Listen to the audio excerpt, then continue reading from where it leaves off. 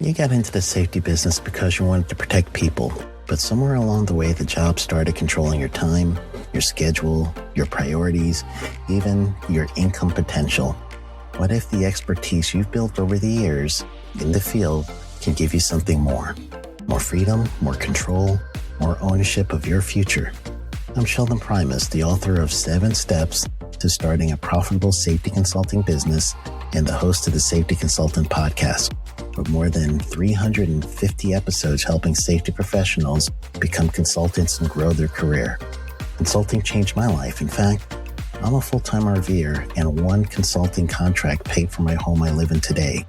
Now, I help safety professionals build their own consulting practice through bi-weekly coaching calls, accountability, and personal guidance. But this program isn't for everyone. Start with the Consultant Readiness Audit at sheldon.coach. What if everything we thought we knew about safety was just interference? From the host of the Rated R Safety Show and the founder of Safety FM comes the complete signal transmission trilogy, now available in one powerful edition. Safety, in my opinion, the book that started the conversation. Safety Mutation, where the boundaries of culture, systems, and belief begin to break. And now, Safety Transmission, the final piece of the signal. For the first time, all 3 books are together in one volume.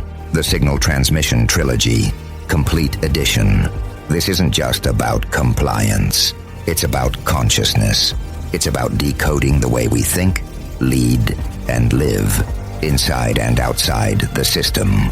Whether you've been following the signal since the beginning or you're just now tuning in, this is the version to own.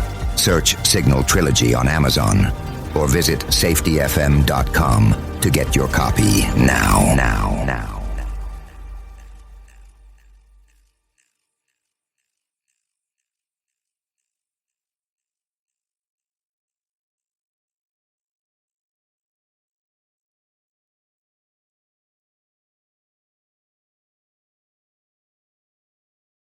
You got into the safety business because you wanted to protect people, but somewhere along the way the job started controlling your time, your schedule, your priorities, even your income potential. What if the expertise you've built over the years in the field can give you something more? More freedom, more control, more ownership of your future. I'm Sheldon Primus, the author of 7 Steps to Starting a Profitable Safety Consulting Business and the host of the Safety Consultant Podcast, with more than 350 episodes helping safety professionals become consultants and grow their career. Consulting changed my life. In fact, I'm a full-time RVer, and one consulting contract paid for my home I live in today. Now, I help safety professionals build their own consulting practice through bi-weekly coaching calls, accountability, and personal guidance. But this program isn't for everyone. Start with the Consultant Readiness Audit at sheldon.coach. What if everything we thought we knew about safety was just interference? From the host of the Rated R Safety Show and the founder of Safety FM comes the complete signal transmission trilogy, now available in one powerful edition. Safety, in my opinion, the book that started the conversation. Safety Mutation, where the boundaries of culture, systems, and belief begin to break. And now, Safety Transmission, the final piece of the signal. For the first time, all 3 books are together in one volume. The Signal Transmission Trilogy, Complete Edition. This isn't just about compliance. It's about consciousness. It's about decoding the way we think, lead, and live, inside and outside the system. Whether you've been following the signal since the beginning or you're just now tuning in, this is the version to own. Search Signal Trilogy on Amazon or visit safetyfm.com to get your copy now.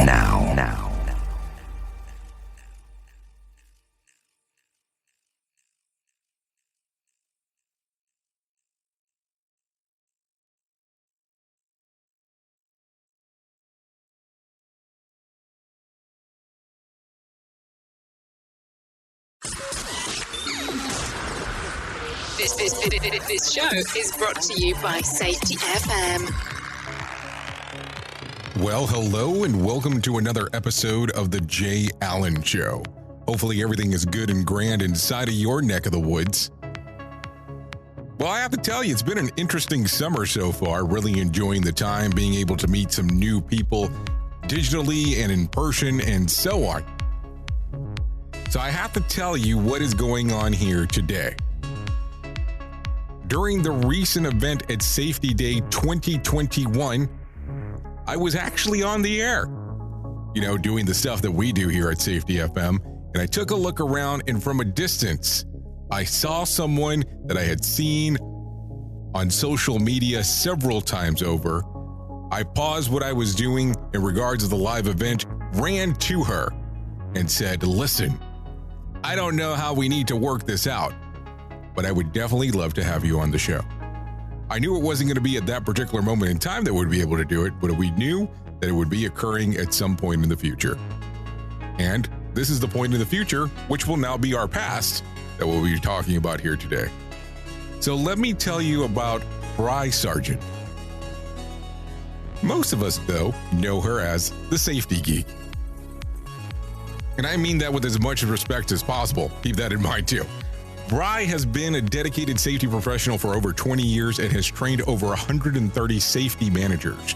Her passion in coaching and training safety managers who struggle to get support for their program, effective strategies and techniques to change their company's culture and become safety leaders. The Safety Geek is an online resource featuring an active community, articles, blog posts, templates, and training focusing on management support and the psychology of safety in creating a safety culture.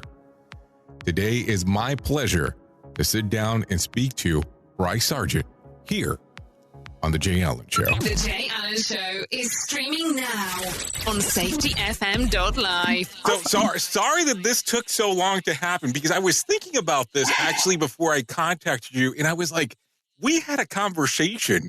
I want to say it was like a year and a half ago. 2 years ago? I think it was like a year. Yeah, I think it was. No, it is June. So yeah, it happened like in January, I think, of a year ago. So yeah, I was thinking about it, and I was like, it was kind of like a but nothing ever happened. And I was like, man, that was a lost opportunity. So I'm glad that we're finally able to get together today. well, thanks to you. Thanks to you. I've just been like so busy, and I forget, like, reaching out into the community is so important. It's like I'm in my little bubble, and I need to sometimes break out of my bubble, which is what I teach, which is kind of funny. Well, it's interesting that you call your bubble little, because that isn't the kind of the perception that I'm seeing, at least on my end, because we see you everywhere. And I mean that in a good way. You post a lot of information and you're everywhere, which is kind of where we started. We were at Safety Day 2021. I almost said the wrong year there. I know. And I ran into you, and I definitely did not want to miss the opportunity. So I ran to you. I stopped what I was doing because I wanted to make sure that I got to you and say, hey, let's try to do this together. So the funny part about this is I wanted to have a conversation, but I want it to be everything that you have going on, because I'm so intrigued by your career and the things that you have going on, that, of course, I have to ask the most simplest question, and, of course, the most difficult one all at the same time. How in the heck did you get involved in this world of safety? Oh, yeah. So it fell into my lap. I was actually doing safety before I knew that I was doing safety. So I was a hotel manager for a Holiday Inn. Oh, you went name brand. You're one of the brave ones. Most people are like, for a brand, and they never say it. So I'm glad you said it. Oh, no, it was a Holiday Inn. And as part of managing a hotel, you have to manage expenses. And I was we're talking 26 years ago, and I am only 29. So I was like 3 years old at the time. So I was very, very green, and I didn't know what I was doing. And the insurance company was coming to renew, and they said, we have a risk department. Why don't we have them come out and help you? And I was like, sure, awesome. So I started working with the risk department and creating safety policies and training and ergonomics and like investigating accidents and doing trend analysis. I didn't know I was doing a safety program. So I left the hospitality industry mainly because if you've ever worked in hospitality, it is literally 8 days a week, 24 hours a day. And I was starting a family. So I left the hospitality industry and I said, you know what? I want to get a job where I'm not managing anybody. I just want a cubicle and that is it. So I found this job at the local, I thought it was a local co-op. It ended up being like one of the largest co-ops in the country, like larger than Ocean's Brye. And I was working in their accounting department and they were getting sued by the EPA and they needed Lord. some help. Yeah, they needed some help preparing for the lawsuit for the EPA. And I was like, sure, I got time. I'll help. And that was how I ended up in safety because they had a brand new safety director. And basically, I started working in their department. I got hired with them like June or July. And on September 11th, this is how I remember September 11th in my mind. I was preparing for the EPA lawsuit and getting my binders ready to present in court. So I started them in June and by September I was working in safety. So I knew nothing about it at the time, but what was so crazy is that they were mainly a farming, transportation, feed mill type facility. And as I started working it, I was like, oh my gosh, this is what I did at the hotel. Well, let me ask that real quick. So how does that company say, okay, we're going to go ahead and go there with you, especially with not having a background in safety? So how were you able to, I guess, go through the conversation where they could rely on you in doing this? They hired me. When I moved from the accounting department into the safety department, I was just a clerk. Okay. So I started out as a clerk and the director of safety. So we had a director of safety and we had 2 administrators in there. And I was one of the administrators. She just took me under her wing and saw that I guess like I could learn this stuff. And really it just comes natural to me anyway. Cause I'm a safety geek through and through. Like I was a safety geek when I was like 10 years old. So it just came naturally to me and I just worked my way up. And within a couple of years, I was the director of safety for that co-op because she moved on to operations. Oh, very fantastic. So that's the journey start. And from everything that we could find, oh my, did you take a deep dive inside of this stuff? You have went from National Safety Council training to BCSP training to the University of Central Florida. I mean, you've been doing a little bit of everything in regards of becoming well known within the industry, number one, but also getting everything that you would need to be accredited for people to really realize that you have everything going on. And you have one of those things that I love that a lot of people don't talk about, Smith system. Oh, I love transportation. I love the Smith system. I'll tell you, my son got a job. My son is 27 now, but he got a job working for AAA. Hold on, you're 29. How does that work? I know. Crazy, right? But he got a job working for AAA and they put him through Smith system training. And I was so freaking excited about it.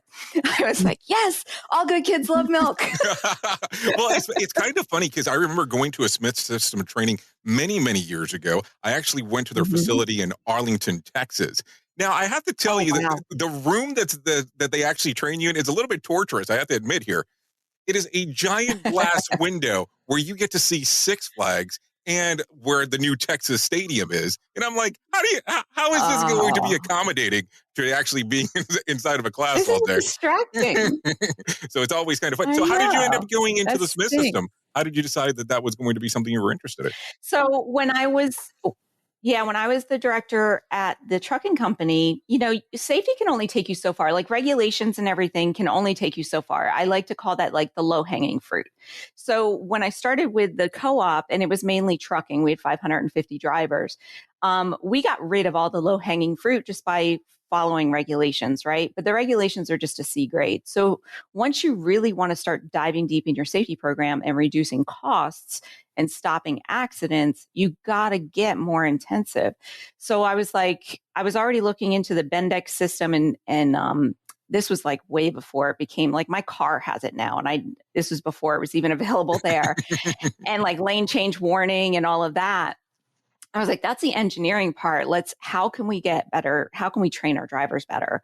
So to me, the Smith system was like the best system out there. Oh, It was just, I agree. I agree yeah. with And I you. love how and at the same time, I also tested National Safety Council's defensive driving program, which you do online, and it's good. It's a good online course.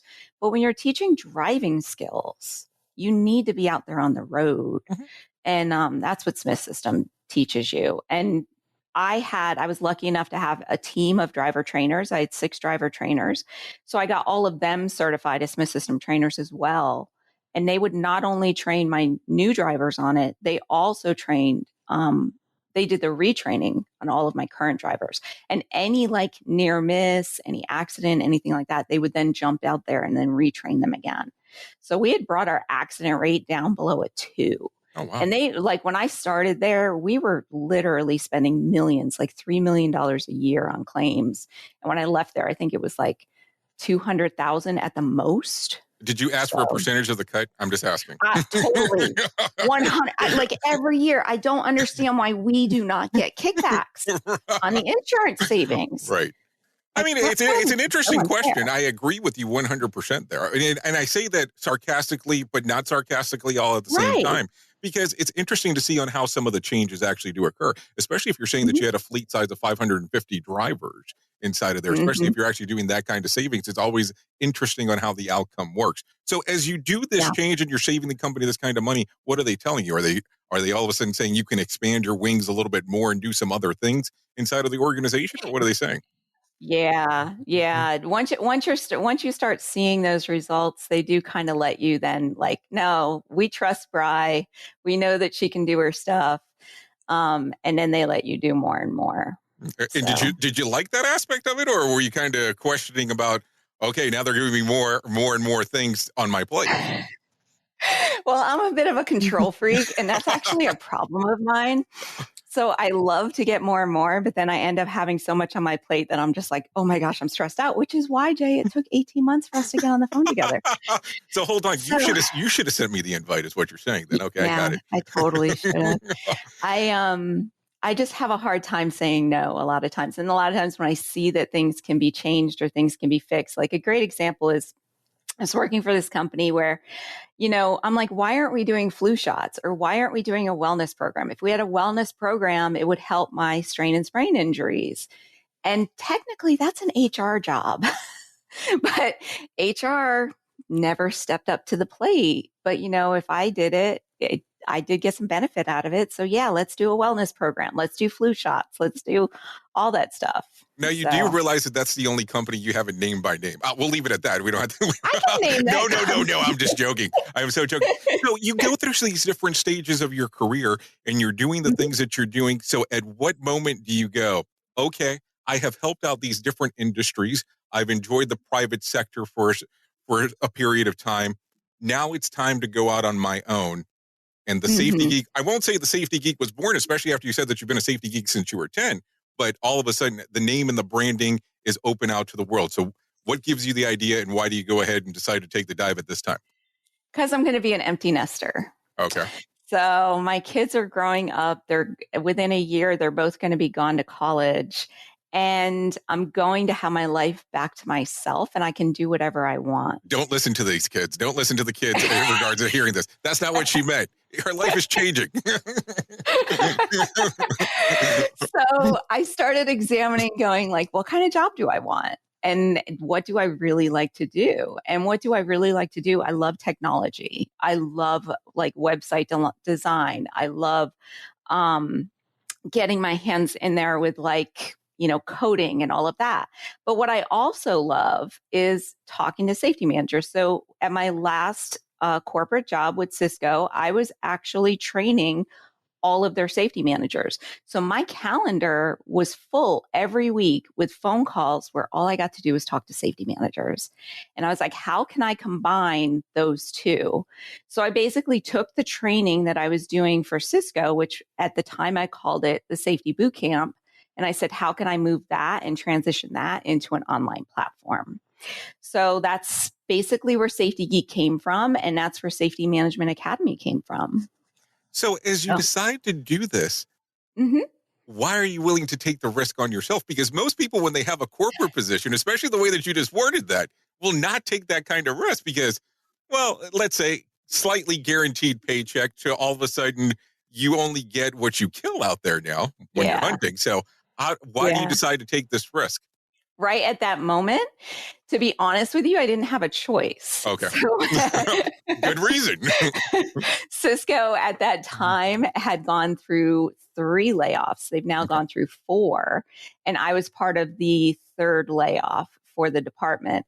And at the time that they laid me off, I was actually scheduled to have knee replacement surgery. So I literally couldn't walk at the time that they laid me off. So I was like, okay, what can I do? Because I'm going to have 9 months before I can walk. Let me give this idea a try. And I've had so much fun building the Safety Geek that now it is, 2.5 years later, and I'm still doing it. Well, the interesting part is that you did the coursework. You said you like coding, which I like the nerd talk there for sure, or the geek talk for sure. So when you decide to do this, all of a sudden you introduce a podcast at the same time too, where you're going out there and you're giving your messaging. I've seen your website change from a little bit in regards from when you first launched to where you're at now. So as you're looking at this and you say, let's do a podcast, of course, this is before right now, as we're going through the pandemic with the slew of podcasts that have come out inside of the world. But when you started to decide, hey, I'm going to give a podcast and give out this information, what was the decision behind that? Well, I had a podcast 10 years ago. So that was just a given. And I'm a podcast junkie. Okay. It's interesting because when you say that to people in regards that you did a podcast 10 years ago, people are going, there was podcasts 10 years ago.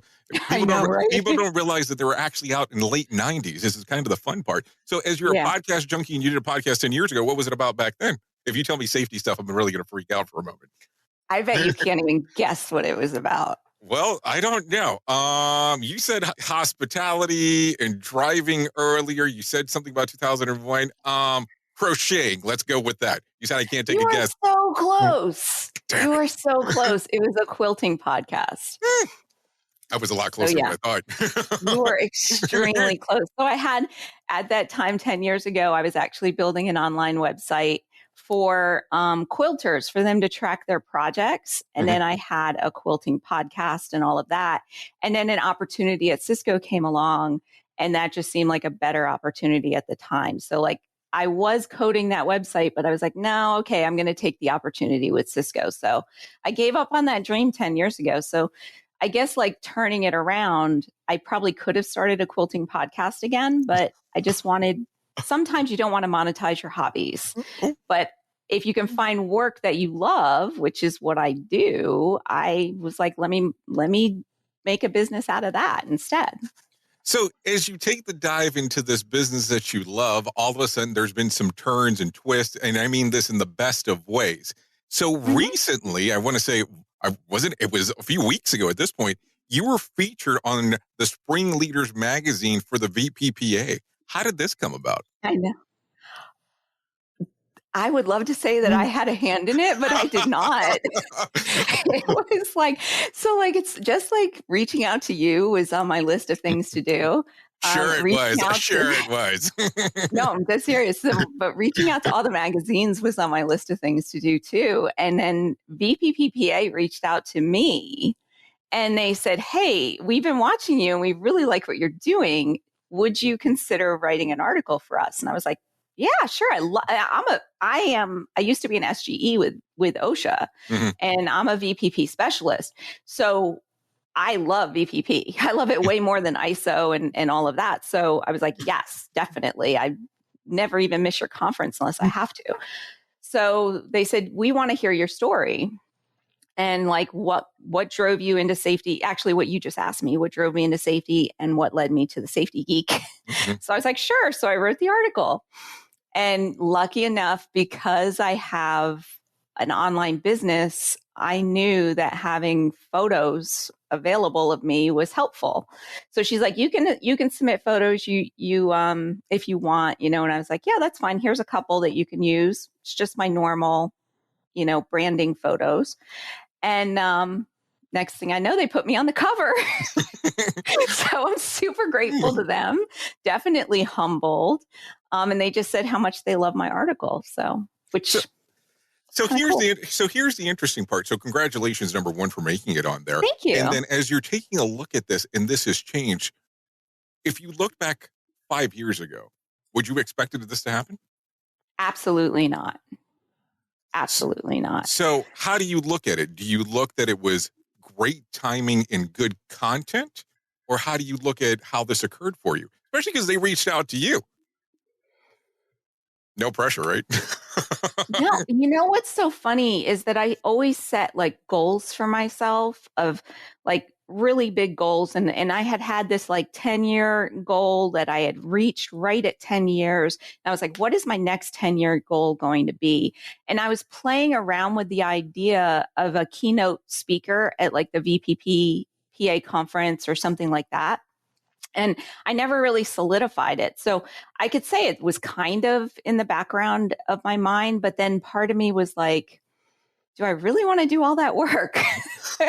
I'm getting very close to retirement. Wait a minute. No. If the kids are leaving the house and going into college, you can't retire yet. It's time for me to go have fun. No, I'm not retiring, but I am going to have location freedom. That's my idea. Is I want to be able to just travel the country. And what's so great with having the Safety Geek too is what I'm hoping to do once I can travel the country is then meet up with different people, like and maybe actually like have meetups and maybe help people in person as well. So some of the people that are in the community. So can you tell me about a little bit about your platform and your community for some of the people that might not be aware of it, of exactly what it consists of and what it does? Yeah, I know, because a lot of people do get confused when they go to the website. They think I'm a consultant and I'm not. So what I do is I help train workplace safety managers how to do their job. And what I'd like to say is that I take safety managers and I turn them into safety leaders. And geeks. Because so many people come into the field thinking you have to manage safety. And it's such a bad title for us because that is not our title. We are influencers. So I teach people how the processes of how to do their job and then to actually influence the people around them and become leaders, because that's what a leader is. A leader is somebody who has influence over other people for them to actually do things the right way. And hopefully then those leaders create other leaders as well. So as you see this and you get to interact with so many different people, let me ask a kind of a strange question here. When it comes to our job, where we call it safety managers and so on, do you think that that's almost like an old title at this point? Because the way that our culture is starting to shift inside of organizations, you really can't have two separate cultures, like a safety culture and an organizational culture. No, so as this changes, do you think that there'll be a title change? Your opinion, crystal ball question, of course, in regards of how these things will move forward. I think that I would say that that's going to, like, we are more enlightened about it because we are deep in the weeds with it. I don't see that enlightenment coming at the lower company levels, maybe at your larger organizations, but even at some of the larger organizations, they kind of fight it. So it takes us as influencers to change that narrative. So instead of calling it safety training, we call it training about safety topics.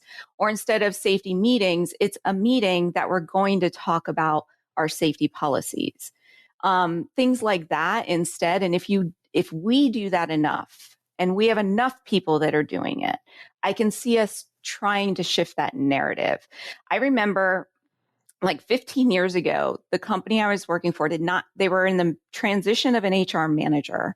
And I was like, I would rather that you create like an employee liaison office or an employee experience office, because that's more of what safety and HR are doing. We are like the liaison between operations and, the executives and the employees and all of that, and not necessarily the managers of those people. So like you call us a manager, we don't manage anybody, You manage an idea is the way that I look at it. I think safety officer is a much better title. And I do think that every corporation should have a chief safety officer, and there's just not enough of them with it. So as you look at organizations now and how they're structured, and depending on where you're at, you can report into operations, you can report into finance, you can report into God, HR. I hope not. How do you look I at it? hope none of that is true. Well, no, it is very true. That's the I interesting know. part. So which way, if you were going to develop an organization or if you were giving information to a safety manager and you were saying this is the best case scenario for structure, how would you set that up? You have to report to the highest level of that company. And if you're not, then you have to be able to communicate why that's important. And this is something I actually teach in my online course as well, is that you have to be able to communicate the value that you have to the company and be able to express that there is a conflict of interest. You can't report to operations because you're auditing operations. So that would be you telling on your boss, which is never going to happen. Well, good if it's your last day. Yeah, right. Same thing. You can't report to I actually reported to finance at one point. All they did was like put a thumb on everything I wanted to do because they only see the numbers and they don't see all the other value to it. That makes no sense whatsoever for us to report to finance or legal. So like finance and legal and HR and safety, they're all equal. They're all the same department. They're all the same level of the department. None of us manage the work, but we guide the work. So why would you have me reporting to another guide? That makes no sense. So oh, sorry, go right ahead. Sorry and about safety, that. I'm sorry. This is like totally my geek spot. Safety is the only thing that is the only department out of every single one that positively affects every other department. And if we are that important, then why the heck don't we have a seat in the C-suite? Why aren't we invited to the executive meetings? Why are we kicked out after the first 15 minutes? Because we're not communicating our value. We're not saying why it's valuable for us to be there. And our people don't know how to do that. They talk too much in terms of injuries instead of the profit that we actually make the company.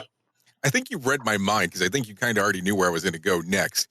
You referenced earlier the chief safety officer position inside of an organization. Most organizations do not have that. They do not have one. What is your opinion when you hear the term, when people say that they do not mind having a chief safety officer inside of the organization, but they have to earn the seat at the table similar to everybody else did? How do you feel when you hear that question? They've already earned the seat. How? By all the benefits that safety provides to that company. They've already earned that seat.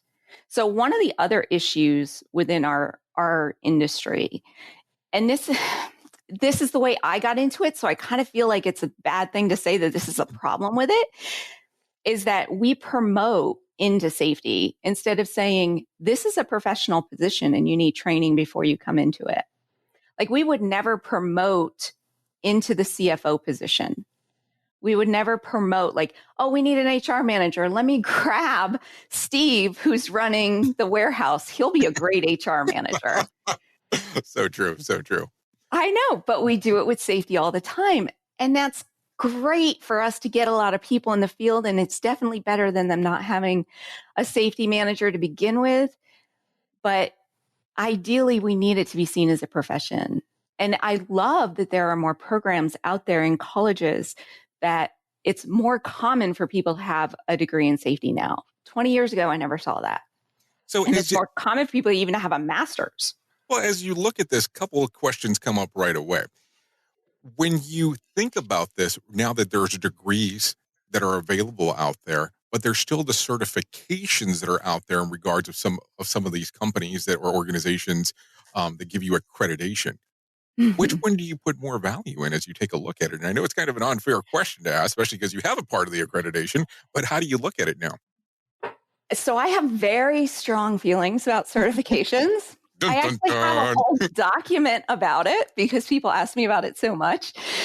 But my thing is I think the only value of a certification is from a company that doesn't understand who they're hiring. They don't understand safety, so their only way for them to judge whether or not someone is competent in safety is whether or not they have that CSP or that ASP, right?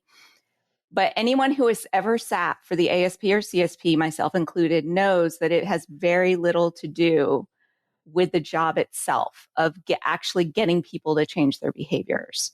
It has a lot to do with math, a lot to do with regulations, a lot to do with stuff that may never fall into your wheelhouse. So I do like to see people have a strong educational foundation, though.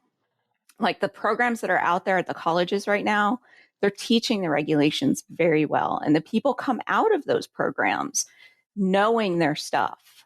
What they don't know is how to apply it in the real world. Because they think, I wrote this lockout tagout policy. This is an amazing policy. You're going to follow it. And then they get mad because like people don't follow the policy. Very true. No, Very true. they don't. Mm-hmm. Because you have to understand how to implement that policy in the real world.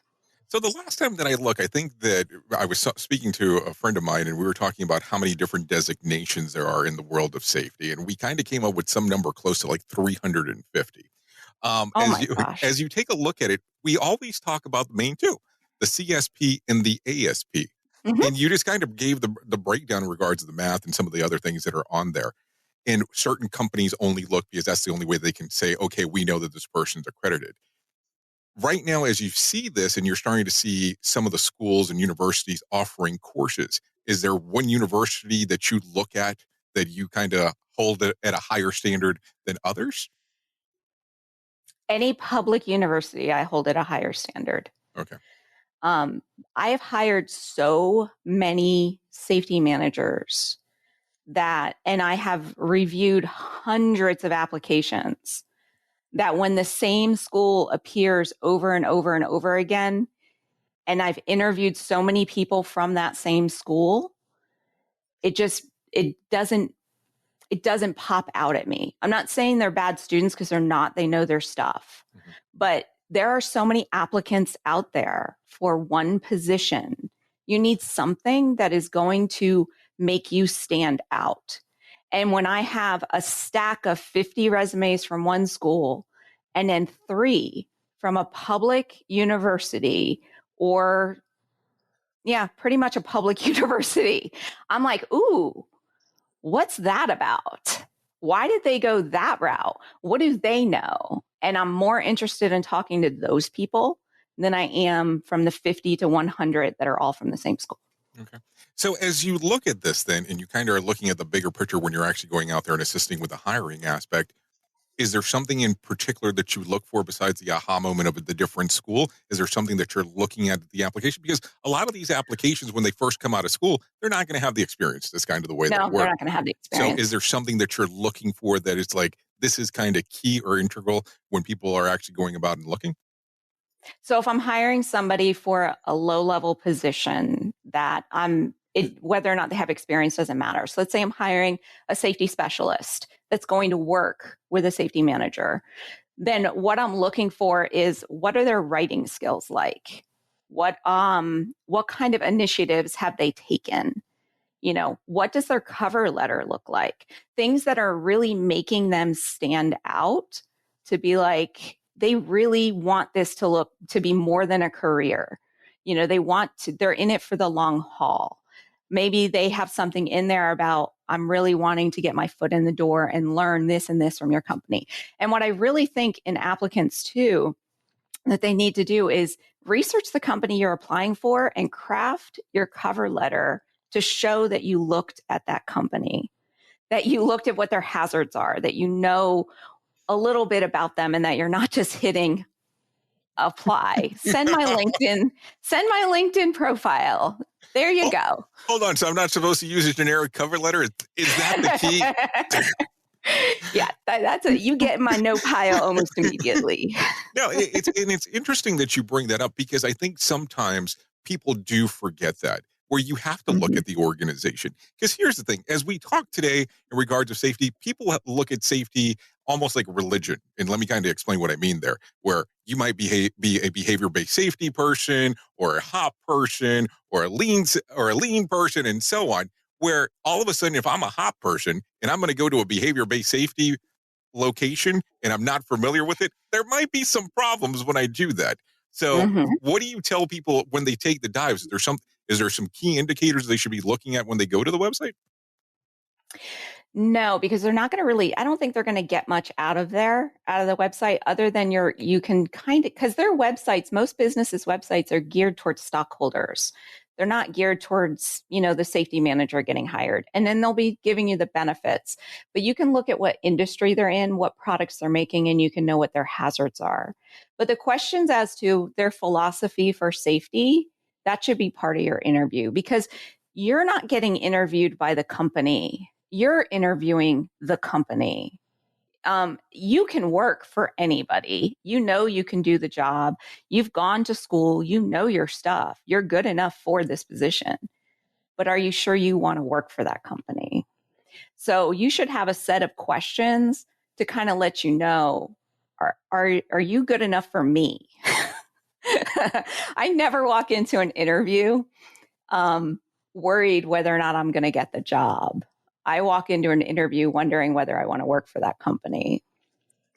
And I think that confidence is probably why I get offered the job as well. So, it's interesting on the mentality shift, because a lot of people don't think that way in regard to when they're doing an interview. It's where I'm hoping for these certain aligned questions, which is going to put me in the best possible light. And I'm going to give you my marketing material, my resume, that's going to say how great I am at everything that I do. And they don't look at it as that it's really the other way around, on where they're interviewing the company to see if the company is a good fit for them.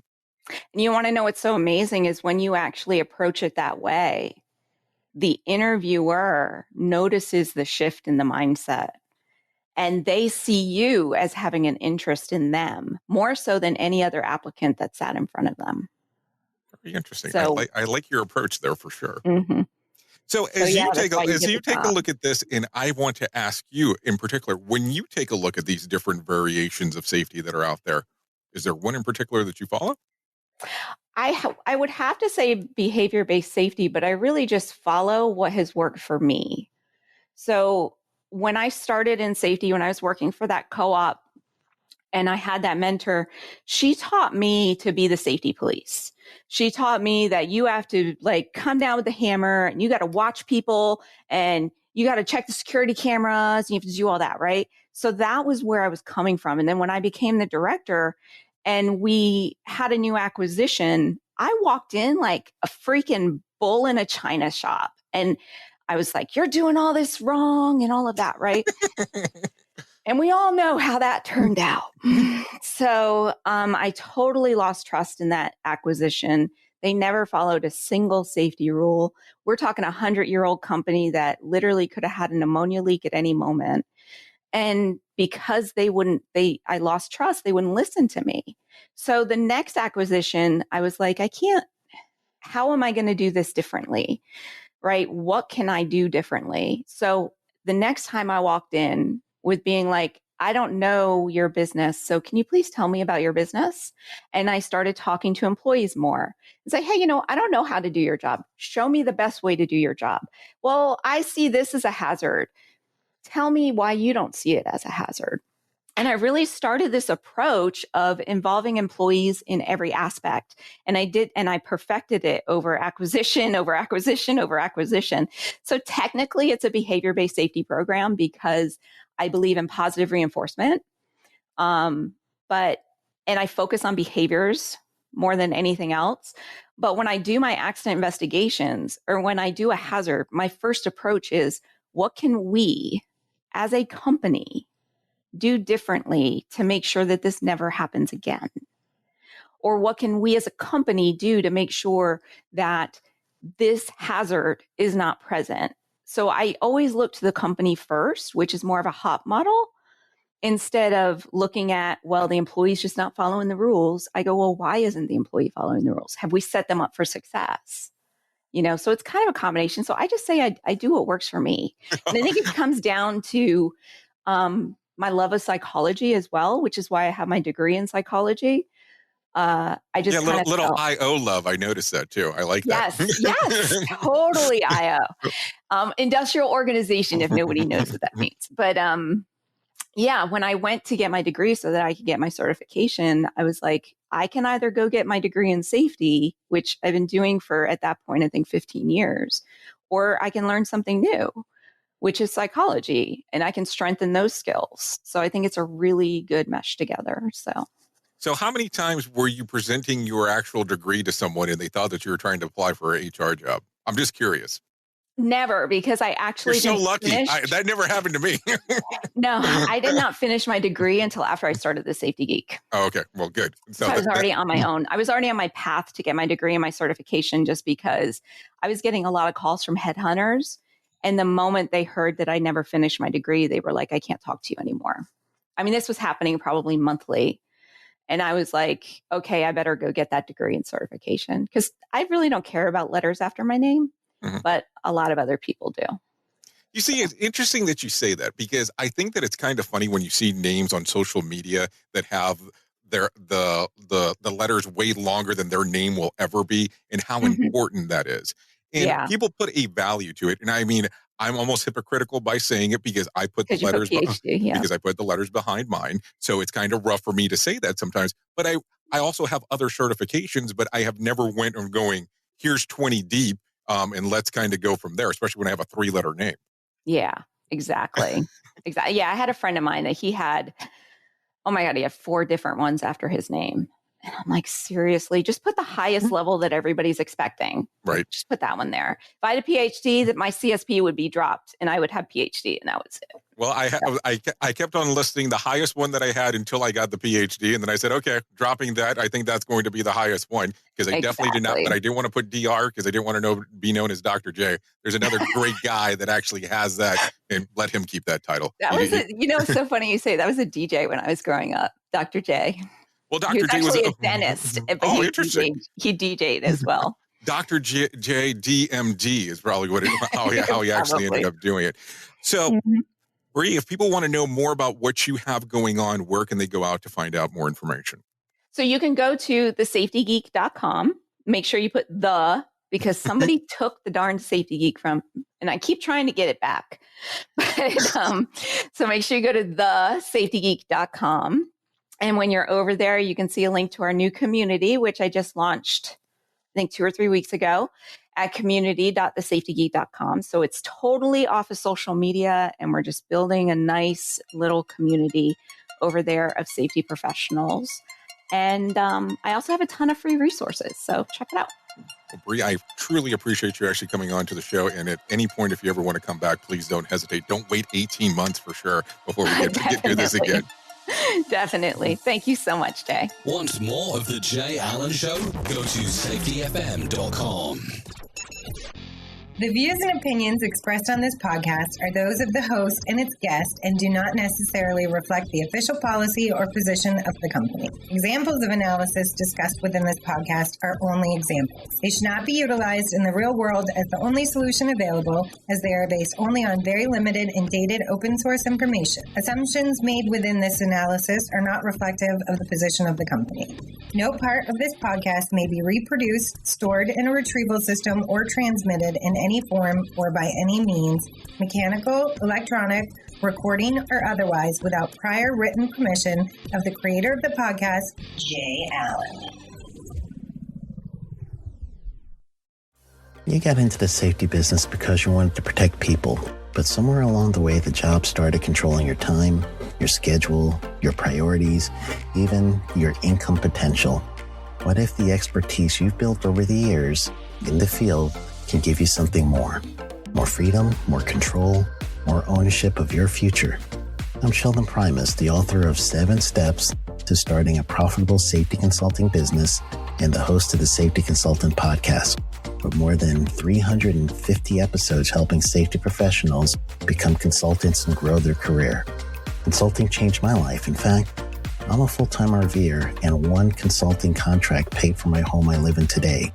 Now, I help safety professionals build their own consulting practice through bi-weekly coaching calls, accountability, and personal guidance. But this program isn't for everyone. Start with the Consultant Readiness Audit at sheldon.coach. What if everything we thought we knew about safety was just interference? From the host of the Rated R Safety Show and the founder of Safety FM, comes the complete signal transmission trilogy, now available in one powerful edition. Safety, in my opinion, the book that started the conversation. Safety Mutation, where the boundaries of culture, systems, and belief begin to break. And now, Safety Transmission, the final piece of the signal. For the first time, all 3 books are together in one volume. The Signal Transmission Trilogy, Complete Edition. This isn't just about compliance. It's about consciousness. It's about decoding the way we think, lead, and live, inside and outside the system. Whether you've been following the signal since the beginning or you're just now tuning in, this is the version to own. Search Signal Trilogy on Amazon or visit safetyfm.com to get your copy now.